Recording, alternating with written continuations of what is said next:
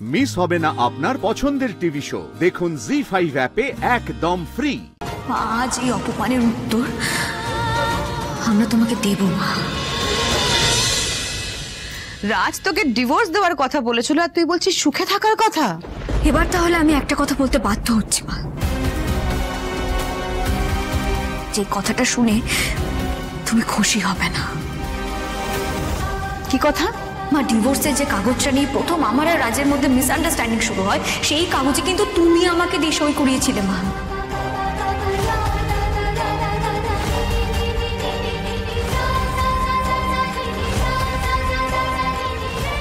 3 মাসের মধ্যে প্রমাণ কর যে তুই ঠিক। তবে হ্যাঁ, তার আগে এই পেপারটাতে সই করে দিয়ে যা। তুমি আমার মাথায় ঢুকিয়েছো ডিভোর্সের কথাটা, তাই আমি যদি এখন রাজের আমাকে ডিভোর্স দেওয়া নিয়ে ভাবতে থাকি না মা, তাহলে তো তোমার কাজটা নিয়েও আমাকে ভাবতে হবে।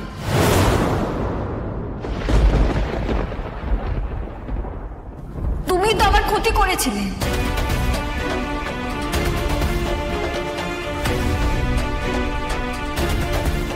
এই শোন, সেটা আমি তোর ভালোর জন্য করেছিলাম। আমি এখনো ভালো আছি মা। কেন বুঝতে পারছো না? কেন দেখতে পারছো না? আমি ভালো আছি, সুখে আছি রাজের সঙ্গে।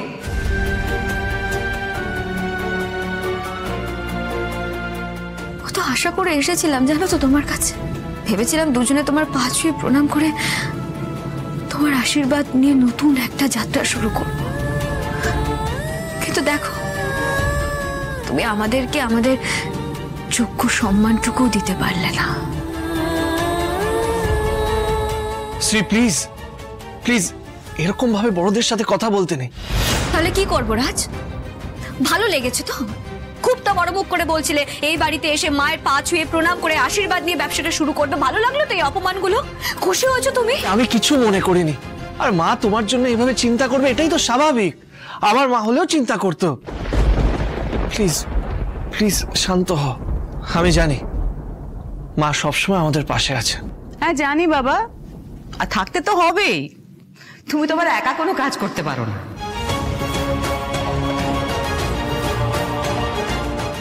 মা, আজ এই অপমানের উত্তর আমরা তোমাকে দেব মা। 3 মাস সময় চেয়েছিলাম। 3 মাসের মধ্যে চোখে আঙুল দিয়ে আমি আর রাজ সবটা দেখিয়ে দেব।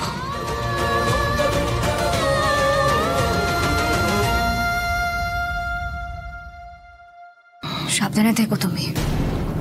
চলে এসো রাজ। শ্রী শ্রী, প্লিজ এইভাবে রাগারাগি করে বেরিয়ে যাও না, মাথা ঠান্ডা। রাজ, এত অপমানের পর এখানে এক মুহূর্ত আমরা থাকবো। শ্রী চলো। শ্রী, মা মা মা প্লিজ কিছু মনে করবেন না। শ্রী আসলে মানে ওর হয়ে আমি ক্ষমা চাইছি। আই এম সরি মা। আর আই এম সরি। সত্যি মা, ভেবেও খারাপ লাগে। শ্রী কিন্তু চাইলে অনেক কিছু করতে পারতো। একটা ভালো মেয়ে কিভাবে একটা বাজে ছেলের পাল্লায় পড়ে পুরো নষ্ট হয়ে গেল। হ্যাঁ, সেটাই তো আমার একমাত্র দুশ্চিন্তা বৌমা।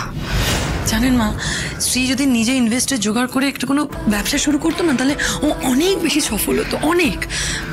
যে কোনো সময় এটা বলা যায় যে ওই রাজের থেকে আমাদের মেয়ে শ্রীয়ের বুদ্ধি অনেক বেশি। কে ওকে কি বোঝাবে বলো? সবটাই আমার কপাল, বুঝতে পেরেছো তো? আমার চোখের সামনে আমার নিজের মেয়ে নিজের পায়ে কুড়ুল মারলো, যেটা আমার ভগবান।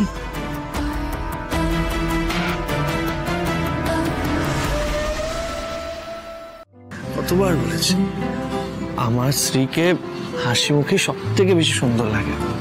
পারছি না হাসতে। এত কিছুর পরেও আমি পারবো না হাসতে। কেন শ্রী, এমন কি হলো? কি এমন হলো মানে? কি বলছো তুমি এসব? তো ভাবতেই পারছি না রাজ।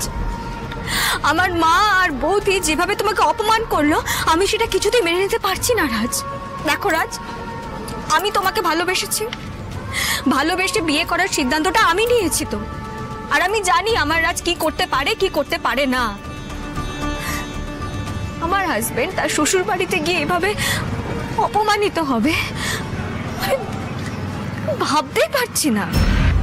এই শ্রী, ওরা তো আমাদের গুরুজন। ওরা বলতেই পারে।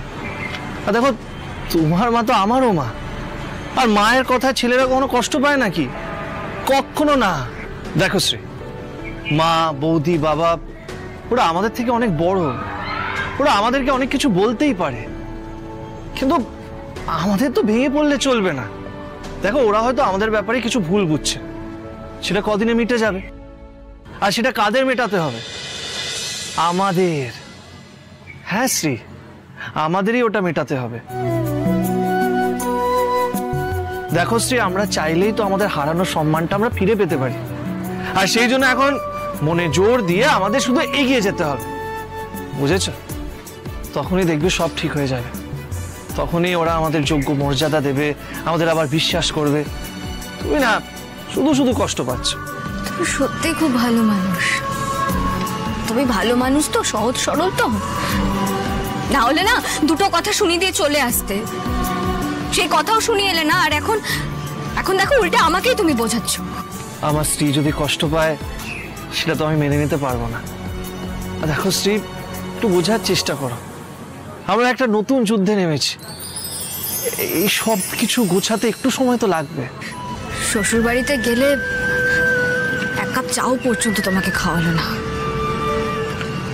এরপর নিজের হাজব্যান্ডকে নিজের বাড়িতে নিয়ে গিয়ে এতটা অপমানিত হতে হবে সত্যি ভাবতে পারিনি রাজ। আই এম সো সরি, আমি সত্যি ভাবিনি। শ্রী, দাঁড়াও তো, তুমি না সবকিছু একটু বেশি দিল পে নিয়ে নাও। দেখো, কেউ কিছু মনে করবে না, তোমার বাবা, বৌদি, মা কিচ্ছু মনে করবে না যদি আমরা আমাদের পায়ে দাঁড়াতে পারি। তখন দেখবে শুধু চা কেন, আমরা কেক কেটে সেলিব্রেট করব, পিকনিকে যাব। আচ্ছা, এখন এইসব কথা ভেবো না, চলো চলো চলো চলো চলো চলো। লোক আসছে, কি করছো নাকি রাস্তার মধ্যে? লোক আসছে তো কি হয়েছে? না না, আমি কার হাত ধরছি? আমার বউয়ের হাত ধরছি, পরশ হাত ধরছি না। চলো চলো। সেই ফাজিল রাজের রূপটা বেরিয়ে এলো তো। হ্যাঁ সত্যি, মাঝখানে কিরকম একটা ছিলে তুমি, আবার সে আগে রূপ ধারণ করে ফেলেছো। হ্যাঁ হ্যাঁ, সে তো তুমি বলবে। আচ্ছা, এইসব কথা ছাড়ো, শ্বশুর বাড়িতে চা জুটেনি তো কি হয়েছে? পাঁচুদা স্পেশাল চা তো আমরা খেতেই পারি। পাঁচুদা, দুটো স্পেশাল চা আমাদের জন্য।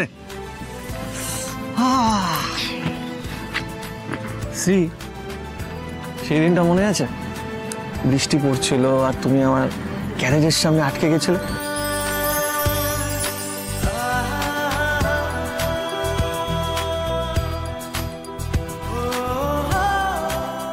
সেই দিনও কিন্তু এই বান্দা তোমাকে স্পেশাল চা খাওয়াতে মিস করেন। Thank you. এই তোমার মনে আছে রাজ? আমি তো ভেবেছি ওই সব কথাগুলো তুমি ভুলেই গেছো। না না না না, আমি কিছু ভুলিনি, সব মনে আছে আমার। আর এটাও মনে আছে যে তখন তুমি বেশ খারুস ছিলে, আমাকে একটু পাত্তা টাত্তা দিতে না। জি5 ডাউনলোড করুন আর সব এপিসোড দেখুন একদম ফ্রি।